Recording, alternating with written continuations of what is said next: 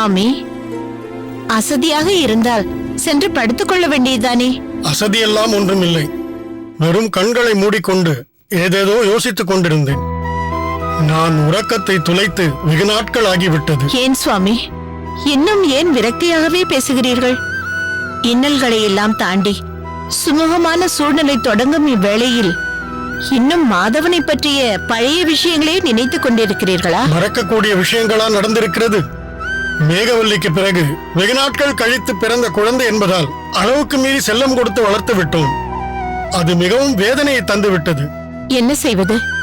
நாம் ஒன்று நினைத்து வளர்த்தோம், விதி வேறு விதமாக நினைத்து விட்டது. எதற்கெடுத்தாலும் விதியை குற்றம் சொல்லாதே.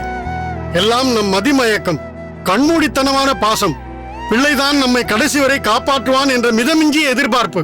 விளைவு, அவன் தேக வளர்ச்சியை மட்டுமே கருத்தில் கொண்ட நாம் மாதவனின் மனதை நல்வழிப்படுத்த தவறிவிட்டோம். அவன் எதற்காக ஆசைப்பட்டாலும் அதை உடனே கொடுத்து அவனை கெடுத்து விட்டோம். வெகு நாட்களுக்கு பிறகு பிறந்த ஆண் குழந்தை அவன்.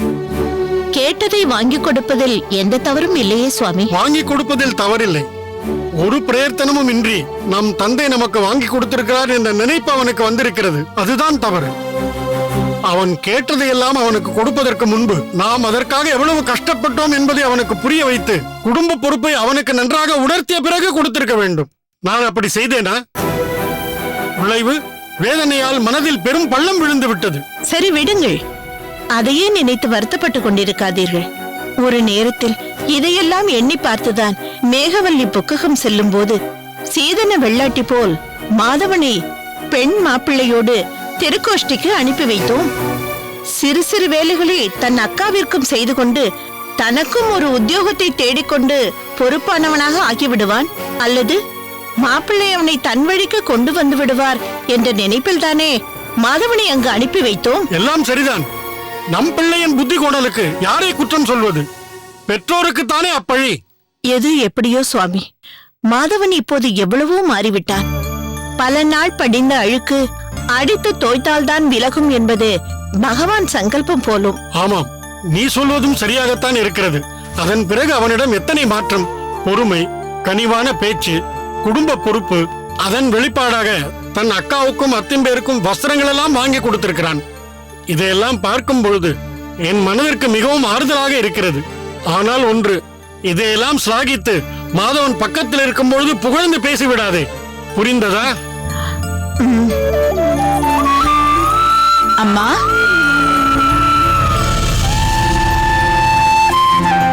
வாங்க மாப்பிள்ளை. வாம்மா. வாருங்கள் மாப்பிள்ளை. மாப்பிள்ளைக்கு ஏதாவது குடிக்க எடுத்துக்கொண்டு. வேண்டாம் மேகவல்லி, குடிக்க கொஞ்சம் ஜலம் மட்டும் கொண்டு வா. ஆகட்டும் சுவாமி. என்ன மாப்பிள்ளை, திடீரென்று வந்திருக்கிறீர்கள்? குழந்தைகளை அழைத்துக் கொண்டு வரவில்லையா? அவசரமாக புறப்பட்டோம், உடனே வந்துவிட்டோம். குழந்தைகளை என் தமையனார் ரகத்தில் விட்டுவிட்டு வந்துள்ளோம். அவசரமாகவா? ஏதாவது விசேஷமா? சுவாமி,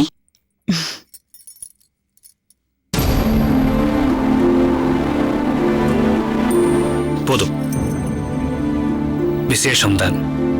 நேரம் எல்லா விதத்திலும் கூடி வந்துவிட்டால் அடுத்தது கல்யாணம்தான். எனக்கு ஒன்றும் புரியவில்லையே மாப்பிள்ளை. என்னமா மேகவல்லி, மாப்பிள்ளை ஏதோ விசேஷம் என்கிறார், கல்யாணம் என்கிறார். என்ன விசேஷம்? யாருக்கு கல்யாணம்? எல்லாம் நம் மாதவனின் கல்யாணம் என்கிற விசேஷம்தான்.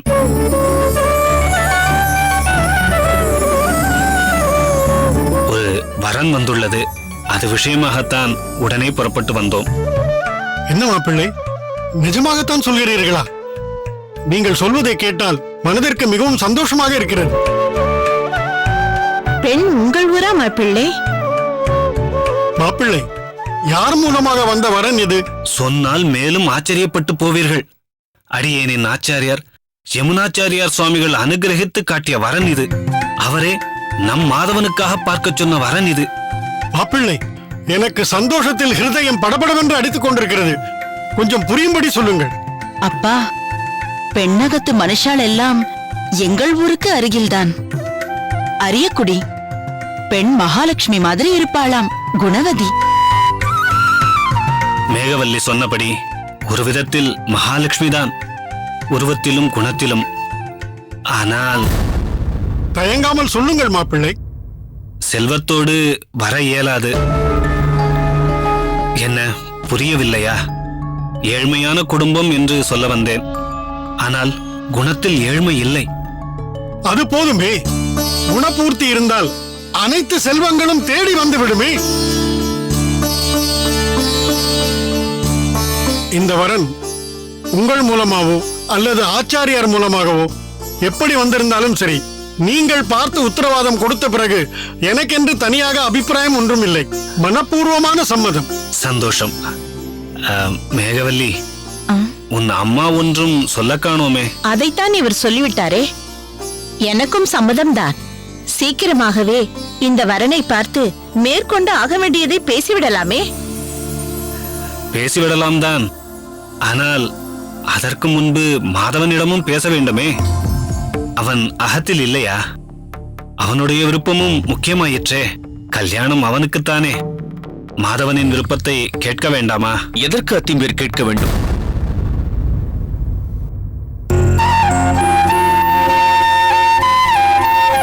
உத்தமசீலனாக இரு. எழுந்திரு.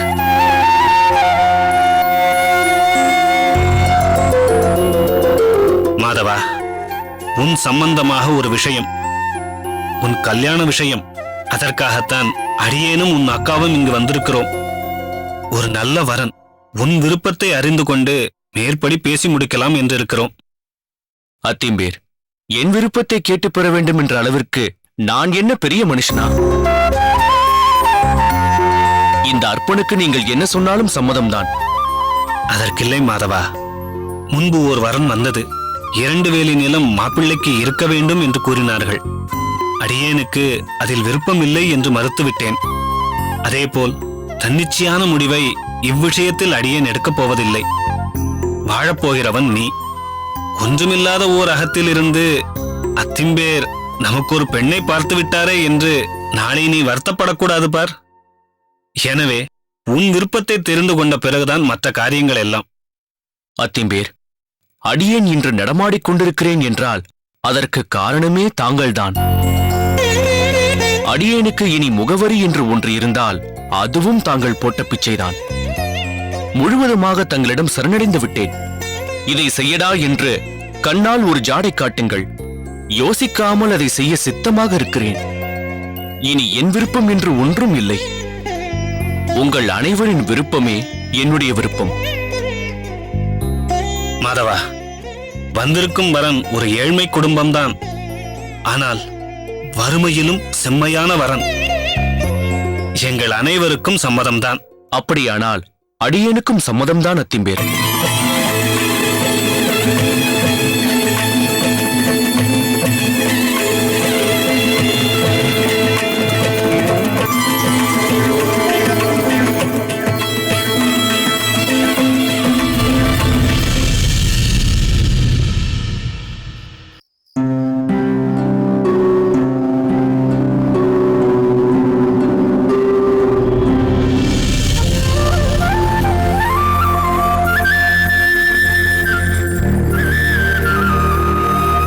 ஆண்டாள், எனக்கெல்லாம் ஏற்றாகி விட்டதா?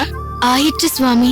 ஆமாம், நித்தியபடி கோயிலில் சேவை செய்து கொண்டிருக்கிறாயே, இன்று ஒரு நாள் ஓய்வெடுத்துக் கொள்ளலாமே. உனக்கு அலுப்பே ஏற்படாதா? பெருமாளுக்கு சேவை புரிவதில் எப்படி சுவாமி அலுப்பு ஏற்படும்? மாறாக மன அமைதியுடனும் சந்தோஷத்துடனும் இருக்கிறேன். என்னவோமா, உன் வயது பெண்கள் தன்னை அலங்காரம் செய்து அழகு பார்ப்பதிலும் தோழிகளுடன் பேசி விளையாடுவதிலும் தங்கள் ஆர்வத்தை செலுத்திக் கொண்டிருக்க, நீ மட்டும் பெருமாளுக்கு அலங்காரம் செய்து அழகு பார்க்கிறாயே. அவனுடைய பெருமைகளை மற்றவர்களிடம் பேசி ஆனந்தம் கொள்கிறாயே அம்மா. உண்மையிலேயே நீ ஒரு தனி பிறவிதான் அம்மா.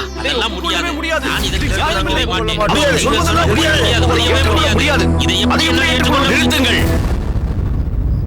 இப்படி மாறி மாறி பேசினால் எப்படி தீர்வு காண்பது? மாயாண்டி, நீதானே மூத்தவன், முதலில் நீ சொல், பிறகு உன் தம்பி மாரியப்பன் சொல்லட்டும். ஐயா, சகோதரர்களான நாங்கள் இருவரும் எங்கள் தகப்பனார் இறந்த பிறகு பாகப்பிரிவினை செய்து கொண்டோம். அதில் எந்த பிணக்கும் சச்சரவும் இல்லாமல் பிரிவது என்று தீர்மானம் செய்தோம். ஆமாம், அதன்படி எங்கள் சொத்து அனைத்தையும் பிரித்துக் கொண்டோம். ஆனால் எங்கள் முப்பாட்டரின் சொத்தான இந்த தங்க கட்டிகளை பிரிப்பதில்தான் ஒரு சிக்கல் ஏற்பட்டுள்ளது ஐயா. இந்த தங்க கட்டிகள் எங்கள் தாய் வழியே வந்த முப்பாட்டனார் சொத்து. இதனை ஒரு பொக்கிஷமாக நாங்கள் வைத்துக் கொள்ள விரும்புகிறோம். ஆகையால் இதை விற்கவோ உருக்கவோ வெட்டவோ மனம் ஒப்பவில்லை. மொத்தம் 7 கட்டிகள் இருப்பதால் எப்படி கணக்கு பார்த்தாலும் இதை சரிபாதியாக பிரிக்க இயலவில்லை. அதே சமயம் ஒருவரை விட மற்றவருக்கு அதிக பங்கு செல்வதில் இருவருக்குமே உடன்பாடு இல்லை. என்ன செய்வது என்று தெரியாமல் குழம்பிக் கொண்டிருக்கிறோம்.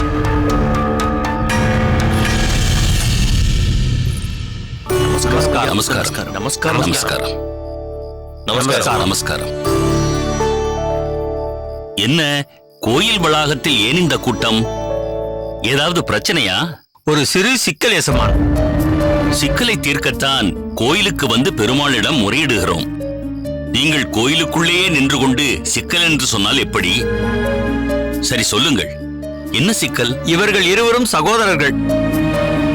பாகப்பிரிவினை செய்து கொண்டிருக்கிறார்கள். நன்றாக தெரியுமே. நம் பண்ணையில் விளையும் தானியங்களை மொத்த விலைக்கு வாங்கிச் செல்பவர்கள் தானே நீங்கள்? ஆமாம் எஜமான். பாகப்பிரிவினை செய்வதில் இவர்களுக்குள் என்ன பிரச்சனை? எல்லாவற்றையும் சமமாக பங்கு போட்டுக் கொண்டவர்கள் இங்கிருக்கும் இந்த தங்க கட்டிகளை எப்படி சமமாக பிரித்துக் கொள்வது என்று தடுமாறுகிறார்கள். தாய் வழி சொத்து என்பதால் பொக்கிஷமாக வைத்துக் கொள்ள விரும்புகிறார்கள். ஆகையால் விற்கவோ உருக்கவோ வெட்டவோ இருவருமே விரும்பவில்லை.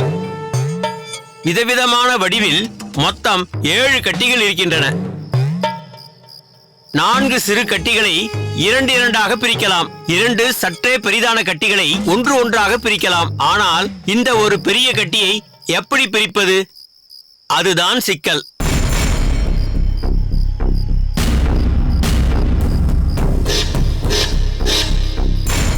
குரேசா, உனக்கு ஏதாவது புலப்படுகிறதா? இல்லை தந்தையே, எனக்கும் குழப்பமாகத்தான் இருக்கிறது. சிக்கலாகத்தான் இருக்கிறது.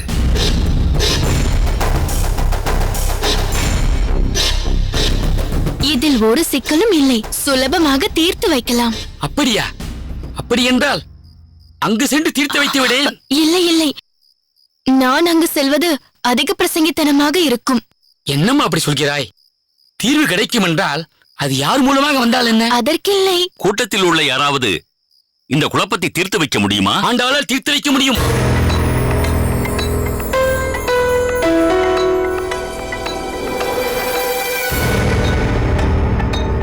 வாமா ஆண்டாள், இதற்கு ஒரு தீர்வை சொல். தயங்க வேண்டாம் ஆண்டாள், உன்னால் தீர்த்து வைக்க முடியும் என்றால் தயங்காமல் வா. ஆண்டாள், தயங்காதே, செல்லம்மா.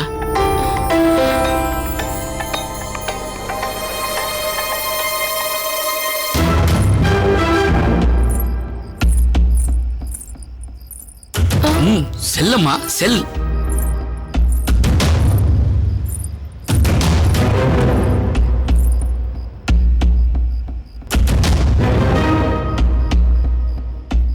சொல்லம்மா, இதை எப்படி பிரிக்கப் போகிறாய்?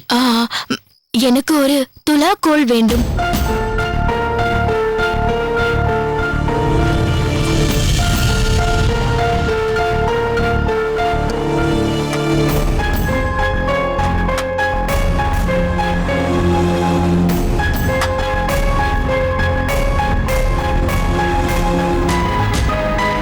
இது 3 எடை கொண்டது.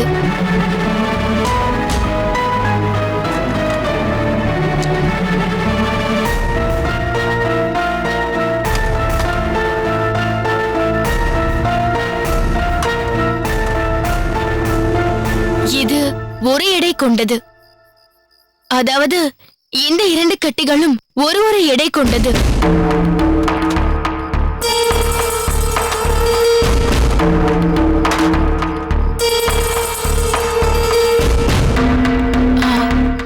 இது அரை எடை கொண்டது. அதாவது இந்த 4 கட்டிகளும் அரை எடை கொண்டவை. இதெல்லாம் சரிதான் ஆண்டாள், இதை எப்படி பிரிக்கப் போகிறாய்? இந்த 3 எடை கொண்ட பெரிய தங்க கட்டியுடன் இந்த சிறிய அரை எடை கட்டியை சேர்த்தால் மொத்தம் 3.5 எடை ஆகிறது.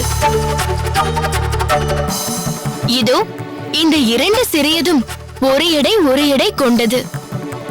இத்துடன் இந்த 3 சிறியதை சேர்த்தால் மொத்தம் 3.5 எடை. ஆக மொத்தத்தில் இருவருக்கும் சமமாக 3.5 எடை கொடுக்கலாம்.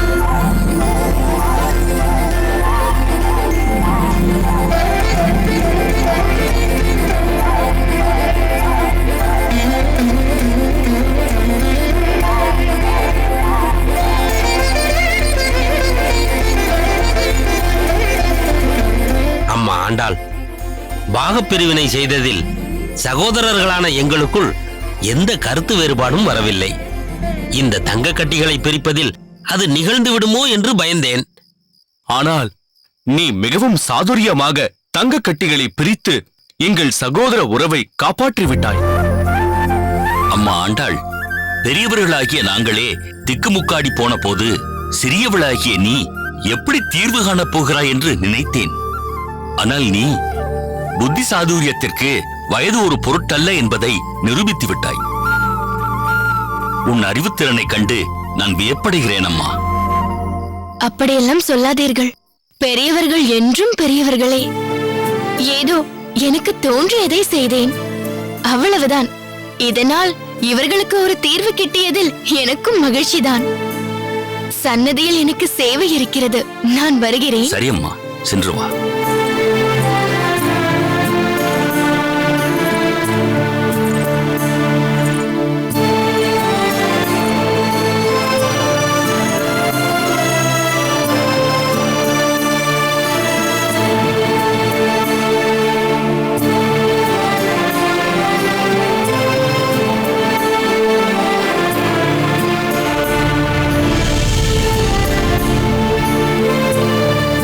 செல்வத்துக்கெல்லாம் தலைவியாகிய செல்வத் திருவை தன் மார்பில் தாங்கிய சாக்ஷாத் அந்த எம்பெருமான்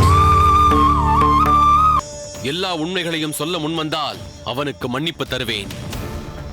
அப்படியும் அவன் பிடிவாதமாக இருந்தால் மரண தண்டனை விதிப்பேன்.